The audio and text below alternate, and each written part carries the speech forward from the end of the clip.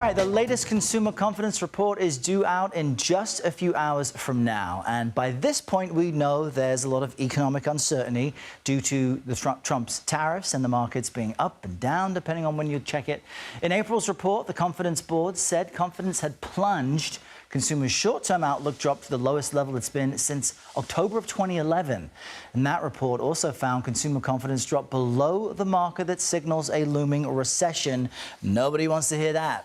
Let's bring in Javier David now. He's a CBS News contributor and the business editor for the Dallas Morning News. Javier, good morning to you. So, yeah, no one wants to hear the R word, but which way is the economy moving? What are our sobering indicators right now?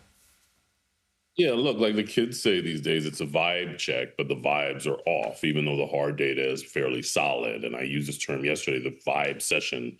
It's a term I invoked yesterday, coined by a writer named Kyla Scanlon. It very much applies here. The state of the consumer can be characterized as kind of unhappy, but still spending. The main dynamic at play here, as you mentioned, is tariffs and inflation. And inflation's driving up the cost of living on multiple fronts. People are paying more for food.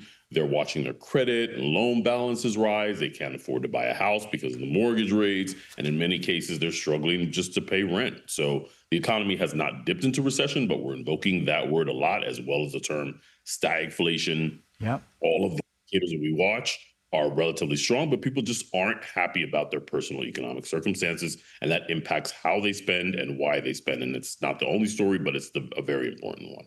I like the analogy and the use of vibes. And before we end, I want to ask you about a new report. Tells us more about how folks feel and that they are now functionally unemployed. You've got more Americans than in recent are functionally unemployed, despite the low unemployment rate. Help us understand what that means. So this is at least at the true rate of unemployment. I take this particular data point with a few grains of salt. Okay. Look, the official unemployment rate in the non-farm payrolls report, we await it with bated breath every month. It's admittedly flawed. It kind of like has a methodology that it's imprecise. It doesn't entirely capture what's happening underneath the surface of the labor market. But with this data, it opens the door for alternative data points. It aims to give a fuller picture of what's happening. People are working harder. Like they're just living differently. There's still a number of low wage jobs that leave workers struggling. So this data kind of captures that, but I would not characterize a quarter of the workforce as being completely like unemployed, but they're underemployed and they're struggling. Yeah. All right. Tough indicators all around. Javier David, thanks for providing us some insight. We appreciate it.